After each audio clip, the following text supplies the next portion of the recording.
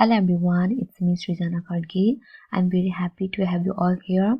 Today I'm going to give information regarding the business culture of Singapore. Firstly, welcome to the Singapore.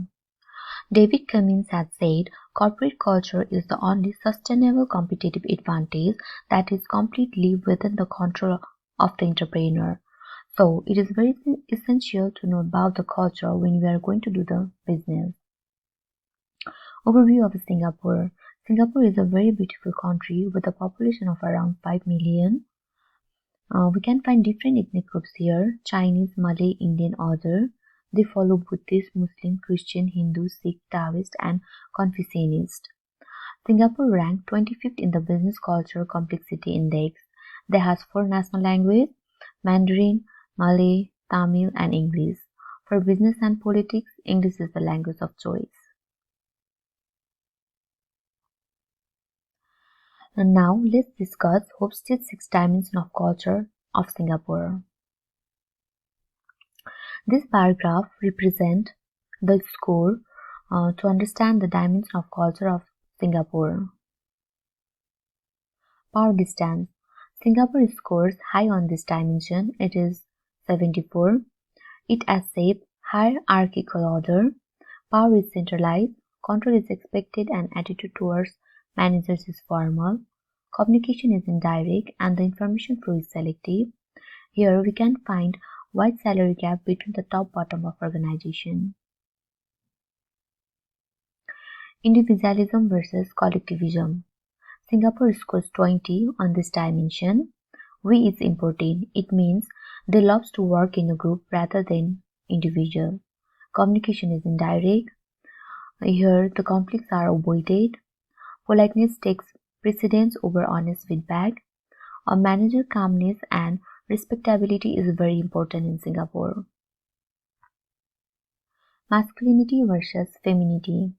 Singapore scores 48 on this dimension, but it is more on the feminine side. Being modest and humble is seen as very important. Community support and respect for the individual. The conflicts are avoided here. Low salary gap between top and bottom of company. Preference for lower number of work hours. Workers look for better working condition and relationship in work. In uncertainty and avoidance, Singapore scores 8 on this dimension and it's very low. They love to work within the rules and regulation. Societies or organizations maintain a relaxed attitude in which practice counts more than principles. Employees weak loyalty to companies.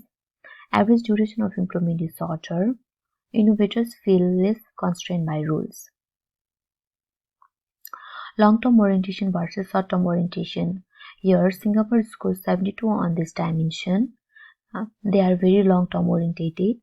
They take a more pragmatic approach. It chooses to support the middle grounds for any sort of conflict. Indulgence versus restraint. Singapore scores 46 on this dimension. It is not possible to determine a performance on this dimension. Now, let's discuss etiquette and customs in Singapore.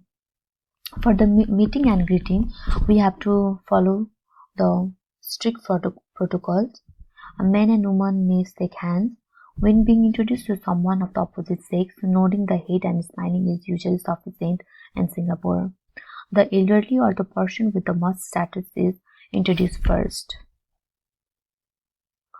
Now let's talk about non-verbal communication. Singapore mostly rely on the facial expression, so mostly they are adapted with the non-verbal communication. They trust non-verbal messages more than the spoken word. They hint at a point rather than making a direct statement. Rather than say no, they might say I will try or I will see what I can do. Silence is an important element. Before responding to a question, pausing is really necessary. So here are some business etiquette and protocol. Business in Singapore is more formal than in many Western countries. There are strict rules of protocol that must be observed. The group is viewed as much important than the individual. People observe a strict chain of command. Appointments are necessary and should be made at least 2 weeks in advance whenever possible. They don't like to work without appointments. Punctuality is a virtue. Never disagree or criticize someone who is senior. If you are working in an organization and there is your senior, then you must give some respect and you must follow the senior. Negotiating. While doing a business, plays a very great role. So it's very important to know how to negotiate in a community of Singapore. So always send a list of people who will be attending the negotiation and their title well in advance. Always wait to be told where to sit. There is a strict hierarchy that must be followed. Business negotiation happen at a slow pace. Respectful pause up to 15 seconds before answering a question. Singaporeans are tough negotiation on price and deadlines. Decisions are consensus driven. Avoid losing your temper. So these are the reference. You can look for the further information if you want. Okay, I would like to conclude my presentation here. I hope this will help you in the future. Thank you.